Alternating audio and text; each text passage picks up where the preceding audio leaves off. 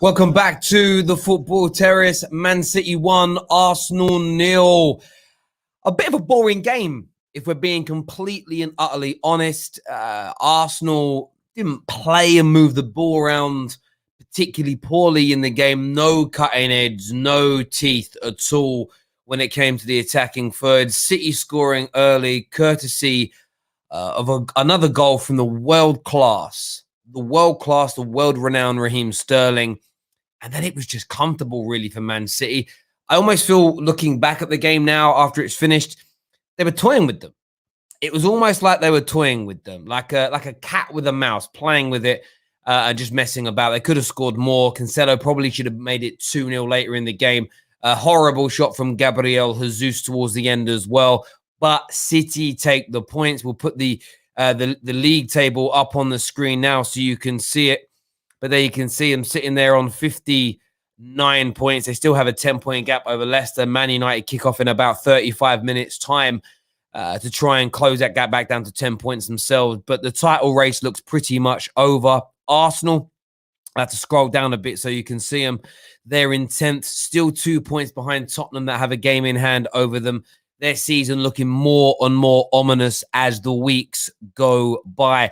Do me a big favor and smash the like button. Panel coming on very, very soon indeed. Adam's here. Jan is here with us. KJ, we're going to have a Gal. We're going to have Kesh.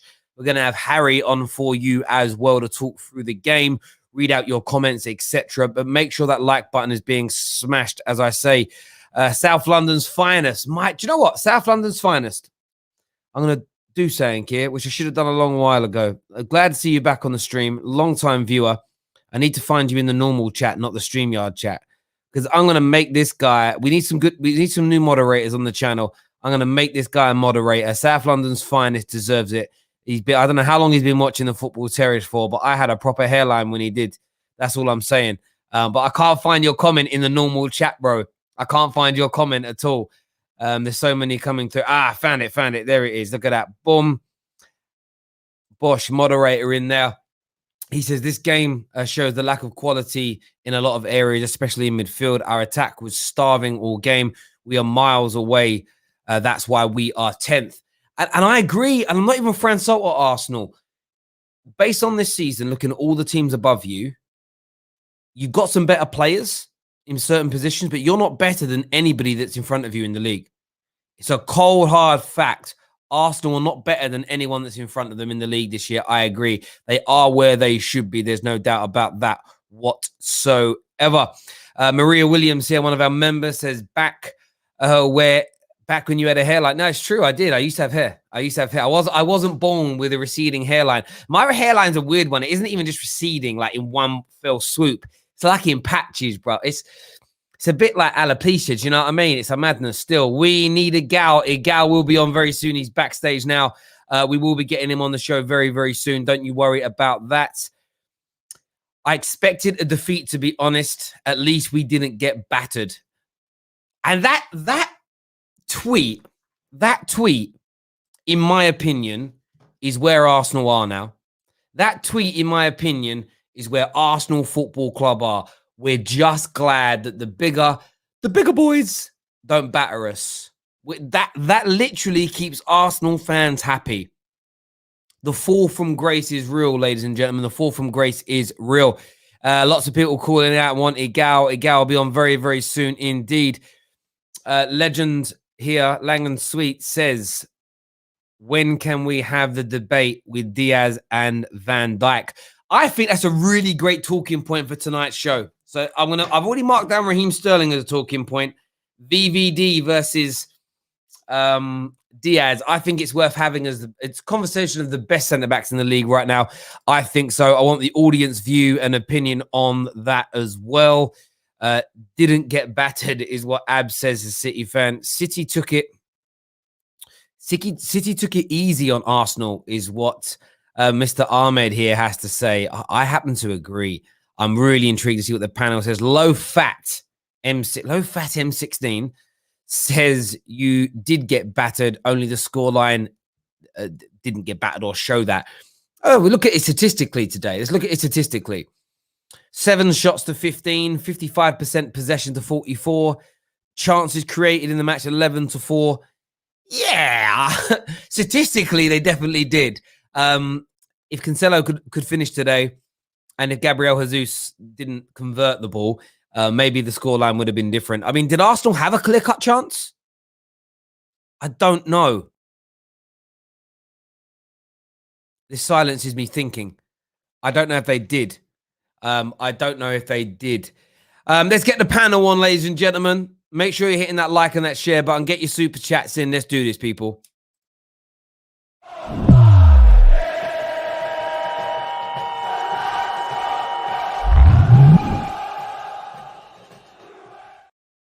Welcome. Do you know what? I thought a gal had like a sleeping bag there. I thought this man moved out. I didn't know what done. I'm going to go to Jan first. Jan, City won today. A few people talking like it was a bit of an underwhelming performance or scoreline. How are you feeling? Yeah, I did predict before the game that it would be a tight game. I predicted 2-1. I thought Arsenal would score. I knew it was going to be a tight game because the way City have been playing recently, we have been like blowing teams away, but I knew it wouldn't last forever. So I actually did think it would be a tight game, which it was. I don't think City were at their best, to be honest. I think there was a lot of, especially like within the passing, there was a lot of like sloppy passes. Yeah, they just didn't look that clinical. Like I was saying that after the goal, obviously the goal came very early, but sort of the second half, I was thinking City aren't going to score again in this game, and they didn't. Obviously, the first minute was magical from Mahrez. It is his birthday today, so maybe he wanted an assist. I don't know. No. And that header from Sterling was a great header. But I don't think a player that is 5'7" should be winning a header in the box, if we're being honest. 5'7"? Is he 5'7"? I think so. Yeah, he might even be smaller than that. Wow. Imagine your 6 foot plus centre backs get out jumped by a hobbit. That's a madness. That is a madness. I hear what you're saying. It's not horrible to refer to a short person. He's not like a short person. He's just a small man like me. Igal, I mean, you were quite confident going into this game. You predicted a win for Arsenal, but in fairness, you didn't lay a glove on them today. City were probably the worst I've seen them in this great run they've been on in terms of clinical edge, potency, moving the ball, but still Arsenal just absolutely nowhere near them. Arteta, what went wrong today? It was just boring. It was so boring to watch. I genuinely felt like I was bored tonight. I was just bored, man. I was watching the whole time. I'm like, you know what, City, they scored the opening goal. And from then I was like, we're doomed. We're doomed. This could be at double digits. Like, I'm scared. Like, I was worried. And then, you know what? Luckily, they didn't lay a glove on us really defensive on the attacking end. They've tried. They got 14 shots off. We really didn't do anything second half. First half, I felt like if we were a little bit better, controlled a couple touches, we could have done better. But you could tell by the midfield we chose. The moment you seen Elneny and Xhaka in the midfield, you knew what type of game we're going to go for. We're going to go for a defensive game. We said to ourselves, Ceballos is not going to play. I felt like if you would have brought Ceballos into the team, or even put a Martinelli in the team, or put Lacazette in the team, you would then have more people who can intertwine and connect passes. But the main thing, we got down to one goal, and after that, we never did anything. I hear you on that. I say what I'm hearing is sort of selection wrong. There are too negative from Mikel Arteta. I want to go to KJ from a neutral point of view watching this.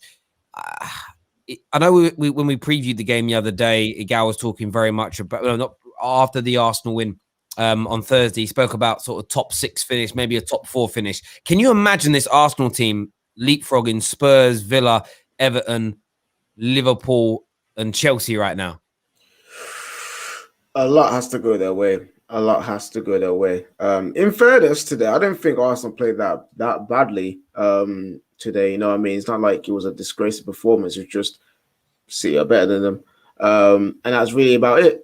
So Arsenal fans, I wouldn't go too hard on your team. Maybe some individual players, but as a collective, you aren't expected to go and thrash them or even beat them narrowly. So it's that. But in terms of the entire league in general, yeah, a lot of things have to go Arsenal's way for them to reach 6th.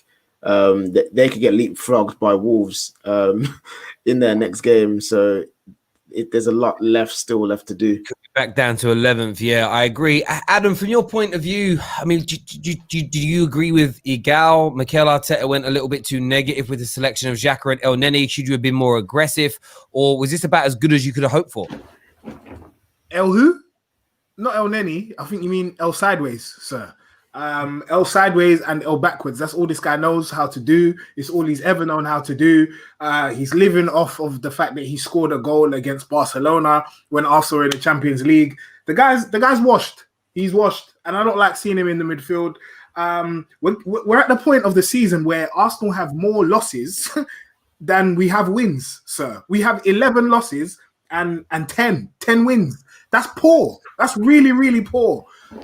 So yes, Arteta got the selection wrong today. Yes, he shouldn't have started El Neni. You can say he shouldn't have started Xhaka, but Xhaka seems to be, the favorite of every Arsenal manager. So really and truly, Terry, I don't know. It always seems to come back to that same thing about the squad not being good enough. And I think you've seen that today. City were better coached, had better players. And here we are again. Is this the most losses that Arsenal have ever had at this stage of the season ever? No, Probably. we had 16 losses, I think, total in the season of 15. 19. What was that year? The year. So 15. So honestly, you've got 13 games left. You could easily lose 5 more this season. Yeah, easy. How many games have you lost? 11, bro. 11. Oh crap! 11 games, and we won 10. That's peak. It's a matter. It's peak. Kesh, what was your thoughts on the game today? Do you think this was City going easy on you, or do you think Arsenal nullified City? Nonsense. Like, why would City choose Arsenal of all teams to go easier when they batter literally 17 teams in the league? Like, come on, man, that's lazy. Very lazy. Listen, the game, I felt there was opportunities to hurt City. We just didn't have the quality. If you put a KDB in this team today, I think we split City open a few times.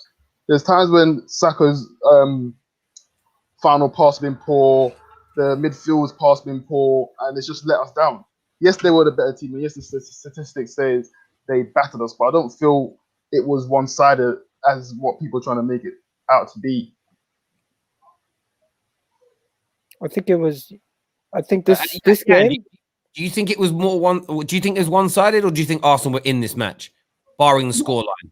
I think Arsenal were in it, to be honest. I think there's a few chances that you should have put away, to be honest. But I also feel the same way for City. Like Cancelo, that he should have scored. Man is trying so hard to be the sauciest right back in the league. Bro, he didn't need to do that. He didn't need to do that outside the boot shot, fam. Man thinks he's Rafael da Silva, bruv. If it came off, it would have been sick, but there was no need to do that. You know what I'm saying? Man just scored a goal, innit? I'm telling you, when I look at this performance and I look at it, I don't think we set up tactically wrong. I know guys are saying, we should have started Ceballos, but I felt if you start Ceballos, then we probably have been split open a lot more easier. El Neni's shit, don't get me wrong. And going forward, he doesn't offer nothing, but you know that he will try his best to fill spaces. What Arsenal need is a midfielder who's progressing. You can progress the ball well, but he's defensively sound to allow the likes of Partey to go forward, Roman, because he's a box-to-box player. But some people think Partey is box-to-box. But some people think Partey is a DM. He's not a DM. He goes forward. So you need someone who's very sound and is aware when it comes to the defensive duty. And we haven't got that. We haven't got the luxury of choosing from 3-4 midfielders that are quality. I hear you on that. I think, as you say, it's go on again. The final say, and then we're going to move on because I don't think there's much to really talk about when it comes to the game. Because I think what Kesh is talking about is basically Arteta set up. Arteta did not have the right personnel to play the style of play he wanted to play. If he had better personnel, I get that, Kesh. But what I'm saying is today, the players, they created chances, but the moments before those chances made their chances harder for them to finish. It's almost like they're making it harder for themselves. If Pepe would have easily just squared it to Bellerin, that would have been 1-1 right there. If what do you call it? Saka would have done a better ball to Pepe. That would have been 1-1 right there. There's so many situations where we could have done it, but we just don't have that final product, that final moment of brilliance, that magic. We don't have those players, and that's the issue. I think scoring an equalizer would have probably been the worst thing that you could have done. Yeah, because we would have got gas, bro. Hey, listen. If you man scored the equalizer, bro, then Man City would be like, right, okay, then cool. Let's switch it. And then it would have been curtains, and it would have been curtains. Plus, the guy would be a bit too happy right now. You know what I'm saying? You know what? As well, what I love every time I'm listening to fans talk at the moment, all I keep hearing fans moan about is, do you know what we didn't have enough of today? Was individual moments of brilliance. Yet there's a certain fan base that hates having individual moments of brilliance. It's so funny. Like, honestly, I sit back sometimes and just think football spoiled. No, it's not even spoiled. I would love, if I had the money to pay for the research, I would pay for the world's best psychologist. I think people are addicted to being negative. I think people love being negative. I honestly look at it and think, they look at it and they go, oh, thank God I can be negative about something. I think they're addicted to it, honestly. And they're in the trap. They are. 100%. Negativity sells. I hear you say negativity. I think it makes people feel better. I mean this sincerely. And I have no scientific evidence. It's an opinion. I think being negative on social media around football is the 21st century's version of football hooliganism. It's how people outlet. It's how they, people are upset. Oh, my wife's ugly. My husband's a dickhead. My job's shit. My car's broke. It's how people vent. Back in the day, they used to go and have a fight on the terraces. Now what they do is they moan on social media. It's their remedy, bruv, 100%. Arsenal made Man City work for that 3 points. Did they? I wouldn't say what. Listen, with the fact that we have even got to that level, where we're saying, oh, at least it wasn't 4-0. It's just 4. You know what I mean? It's just 4. I don't want to hear stuff like, oh, we made City work for their victory. That's something that Sunderland would say. I'm disappointed. It's true. But that's where it's at right now. Hang on, Arsenal. That's why you're saying it. That's the reason. That's where you're at. I love you, my brother, but that's why you're saying it. But I want to move on to a different subject. I want to move on to do with today's game. I want to move on to it. Raheem Sterling, is he world class? Is the question I'm putting out. Is Raheem Sterling world class? I'm not going to go to Jan on this. I'm going to go to Kesh. Go to Kesh, please. Raheem Sterling. I want to put this out there first, though. 147 goal contributions in his last 180 games over the past 3.5 years. Is Raheem Sterling world class? Kesh, I'll go to you first.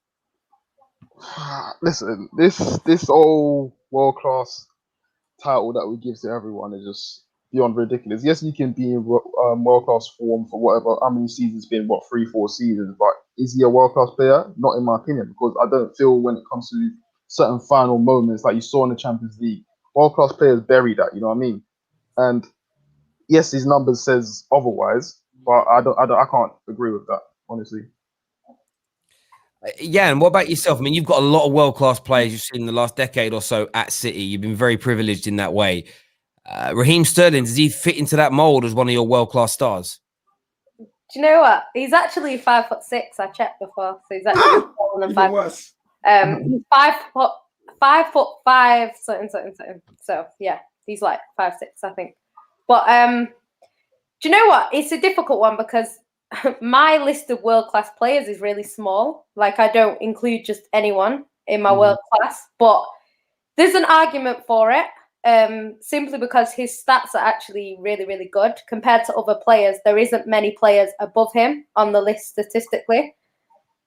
He's definitely improved under Pep, and he's definitely getting better and better. I do agree. He probably needs to get a little bit better in, like, clutch moments. Do you know what I mean? Like a Champions League game where we could be going out. But that being said, he has scored big goals to win us the league. He's scored big goals to put us through in the Champions League. So he kind of has done it.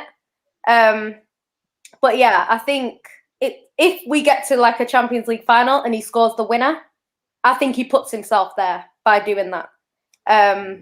But yeah, it's an argument that for me, I don't just call anyone world class. Like, my world class list is really small, but there are people who will put anyone in it. And if you're gonna put other players in, Sterling should be in there. So yeah, I think it depends on how you rate world class and So if Can I just say? So can I just say, if we're not going to say world class, because again, you could have 6 different definitions of it on here. Are we saying it's? I would still say it's fair to say he's one of the best wide players or inside forwards in the world. Yeah, without a doubt. That's not true. That's not true. Depends how you rate it. Depends how you rate it. When you say best wide players in the world, are you comparing? Are you saying? Are you including Mbappe and everybody else? Neymar? Are you including all these guys? Because he's nowhere near those guys. When it comes to outputs, he's there. But ability and everything else is not there already. No, I'm not complicating it. For me, this is the simple answer. Simple answer. If you say players on the left-hand side of that's where he plays, right? Players on the left-hand side of the front three in world football. Could you name 5 to 10 players better than him?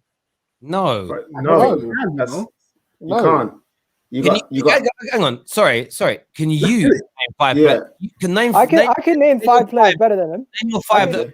Go for it. Go on. I can name 5 players right now. Yeah. There you go. You got Neymar. You got Mane. You got Son. You got Cristiano Ronaldo plays out wide majority of his career, right? Nope. In addition, nope. He's a striker. Stop it. Oh, okay. Right now, he's a striker. Right now on the left. Son's numbers don't come close. When you compare Son and Sterling as players, somebody compared them, and there's only one thing that Son edges Sterling on, and I think it's tracking back and playing left back. Everything else is Sterling. It's Sterling over Son. He's definitely one of the top players. The only reason why I won't say he's world class is because for me, a world class player can go into any team and elevate those around him. He can go into a team. Could Sterling go to Arsenal right now and carry them? Could he lift their levels? I don't think he can. But not every world-class player is a carrier, though. Do you know what's interesting with that point? That's because they're not world-class, though. Bruv, do you know what's interesting with that point, though, bruv?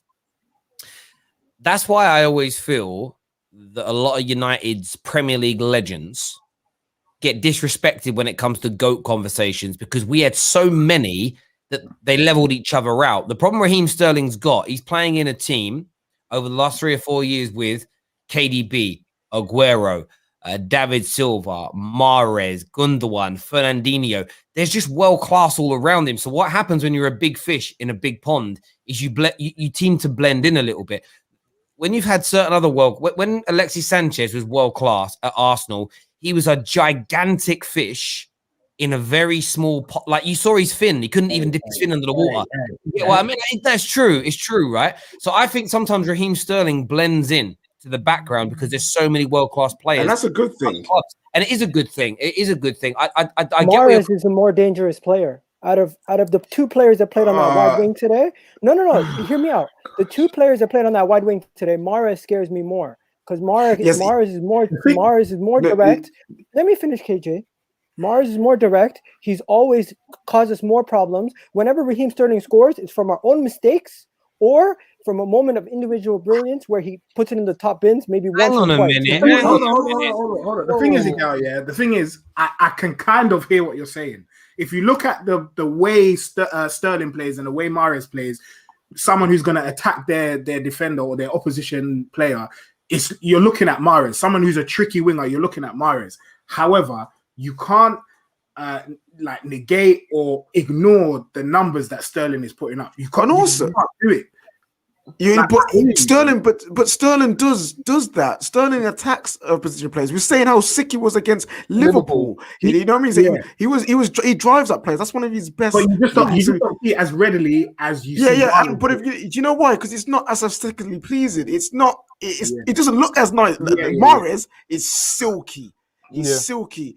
Sterling Sterling got some Bambi tackles at times where he's thumbling all over the place.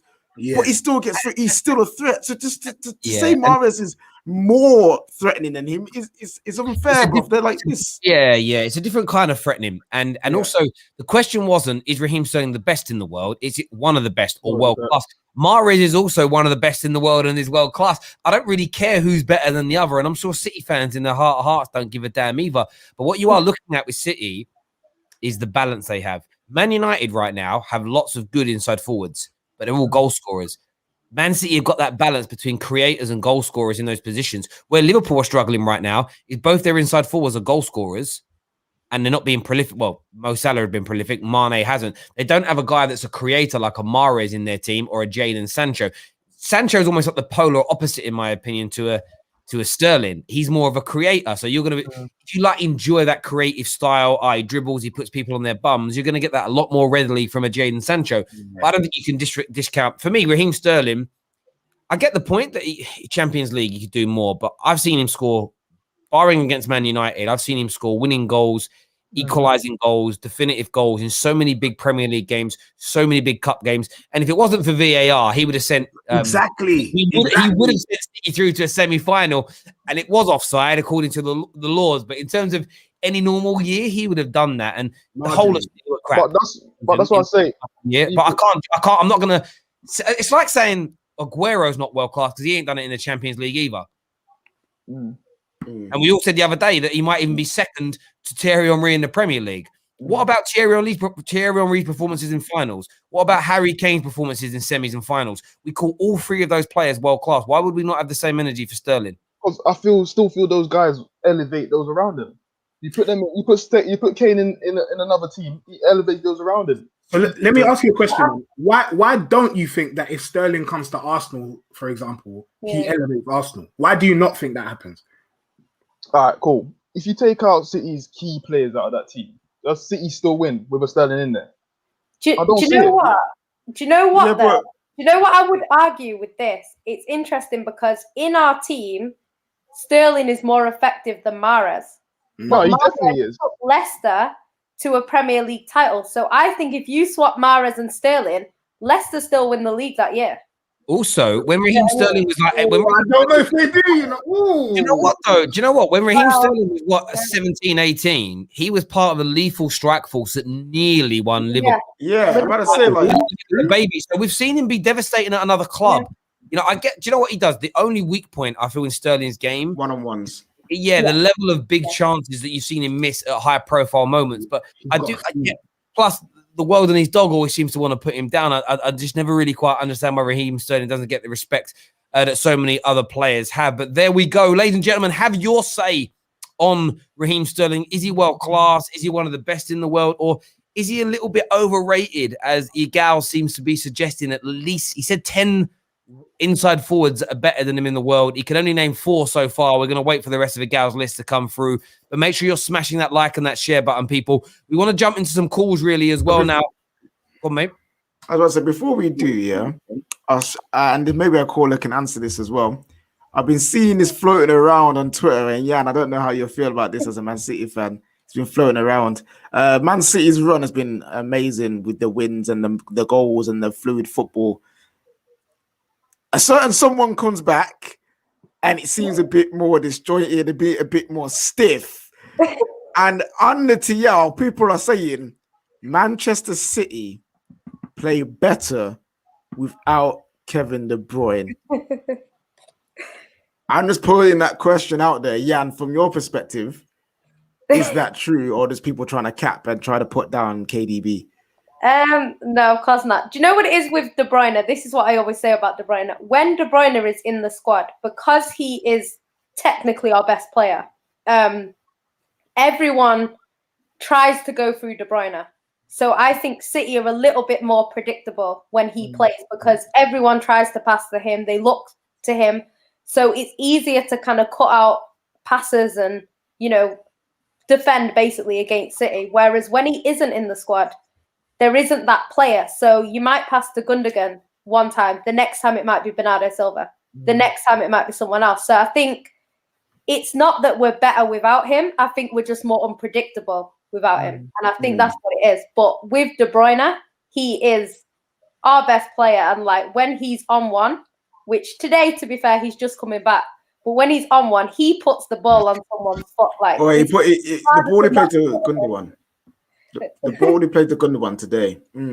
Exactly. Just the perfect. And he's not even at his best. I would argue this season, De Bruyne has not been at his best. This season, he's been good, but he hasn't been at the level he was at the season before last, and last season a bit. I think it's a really good question. I don't really notice a difference. I always think that today weren't at their scintillating best, but generally speaking, you're controlled. You hold on to the ball well. He creates opportunities. It's just, I don't know.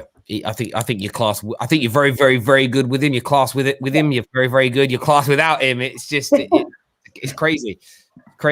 So does that mean if he doesn't elevate your team, that means he's not world class, Kesh?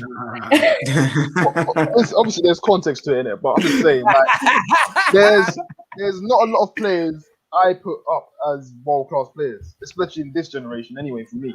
Like, so just really quick, who's in your list? Well, I can't say over the top of my head, but we'll talk about that in a group chat. But it'll make sense. But I'm saying, like, that's what I'm saying. It can't even come to my head right now because there's not that many players that I look and think, boy, you know what I mean? Yeah. Personally, for me, we're gonna go to some calls here because we haven't got too long left on the show because United kick off soon. First up on the show, we're gonna get young Samuel on to have his say. Young Samuel, what's on your mind? What you saying? Bro, it's Zoolander. Zoolander arrived, bro. He can't even play the game of football, bro. Honestly, if you saw the chances he had today, the ball fell to him and he just stumbled over the ball. No, that wasn't his fault, bruv. That was not his fault. It was his fault, bro. That wasn't his fault, bro. Listen, hold on. Pepe should have took 1-2 touch. He took 1, 2, then third pass, then his pass with his first touch, with his third touch, shall I say. By then, Bellerin was already going forward.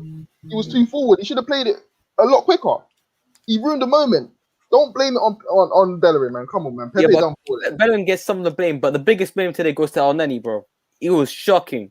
I mean, yes, he's not that good, but he was awful today. Can I just say, I'm not going to say, I don't know why this bothers me. I haven't paid it enough thought, but it just bothers me.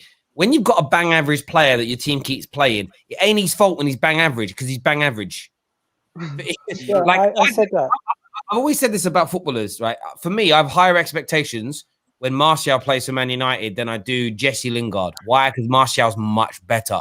I don't hold them. I have more expectations of Pogba than Scott McTominay. Why? Because Pogba's better. Elneny is only in the Arsenal team because you guys have got a bang average squad. He should never, ever, ever have been allowed back. You know why we're triggered as fans, Terry? You know why we're triggered as fans? Because 11 points ahead of us. 11 points ahead of us is a team like West Ham, and they have Antonio as their striker. And they used and just before last year, just before a couple of games ago, they had Folland in their midfield before Jesse Lingard came in. He didn't even contribute a goal or assist this season, I don't think. So it's like when you look at the teams around us, it's actually sad. What's going on? Yeah, but there comes a point where you can cost average players to a point.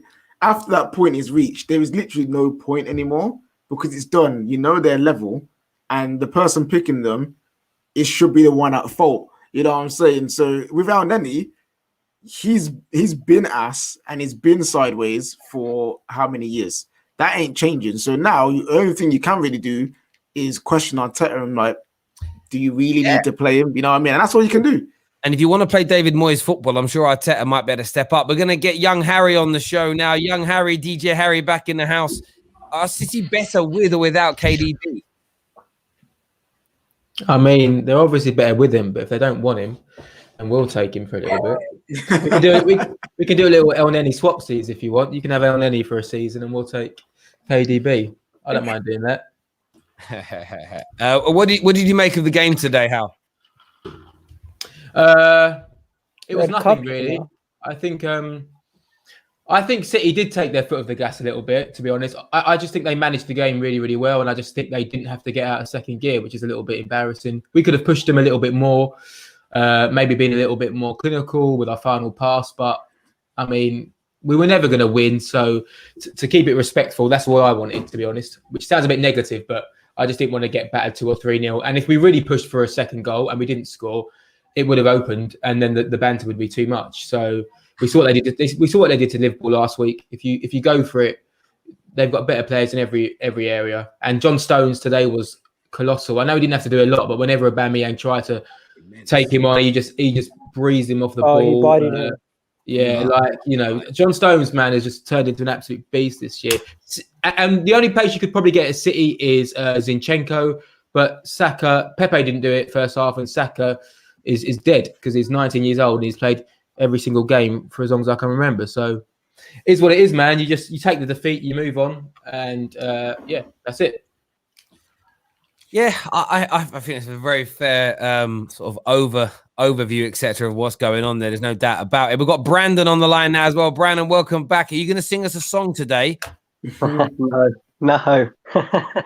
Got nothing to sing about, mate. Personally, I feel like Arteta got it right.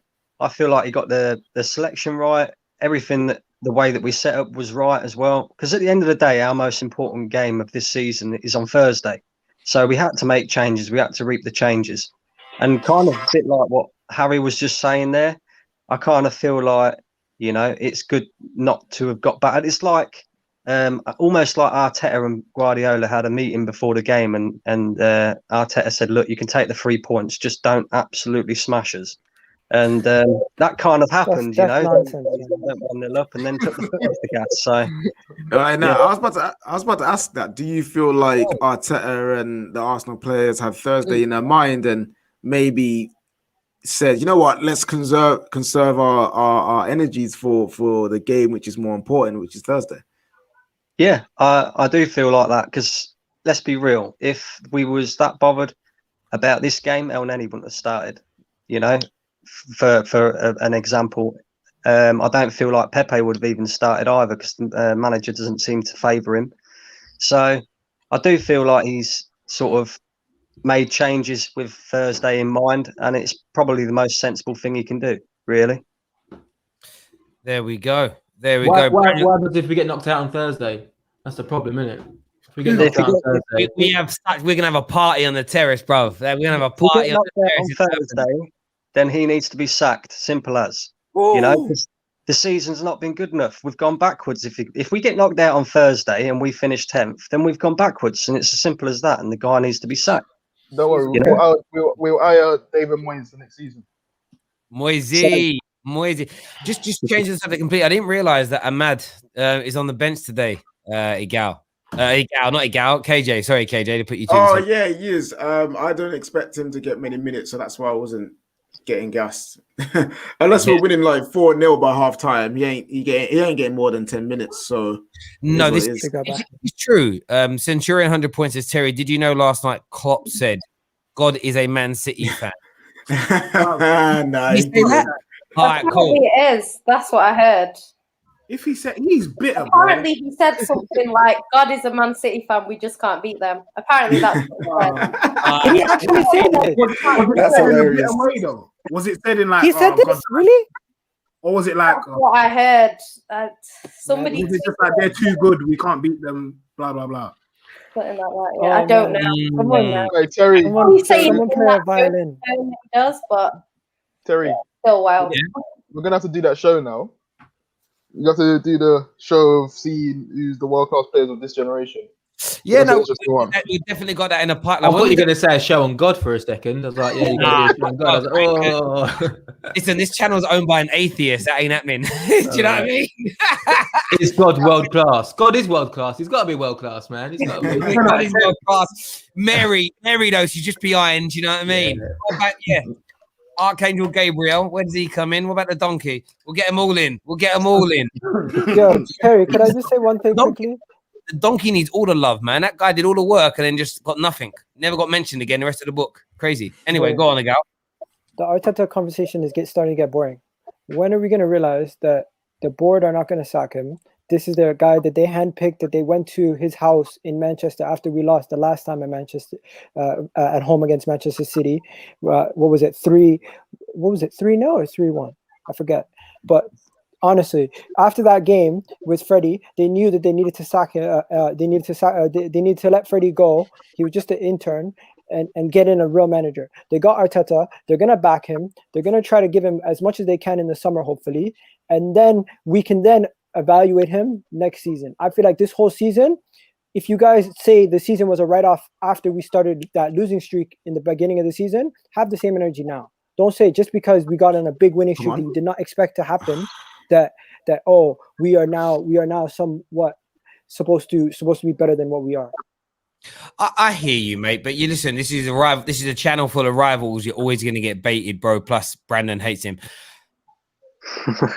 Yeah, and if we go to Benfica as well, then the conversation has a bit more weight to it. I think during our bad run of form, I could see the context that our luck was out, our luck was down.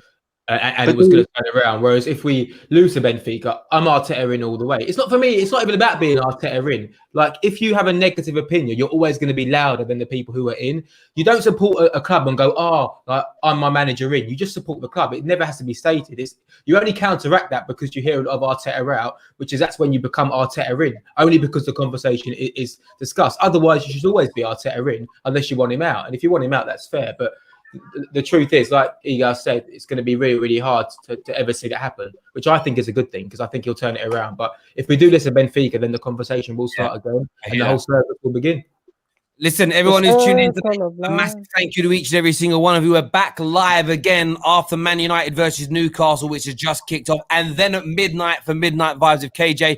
Jan, pleasure having you on again. Brandon, thank you. Harry, a pleasure as always. The rest of you, Mutley crew, you're always on, so I'm not really going to thank you, but cheers. It's been a pleasure as always. Until next time, everyone, take care of yourselves. Goodbye. God bless.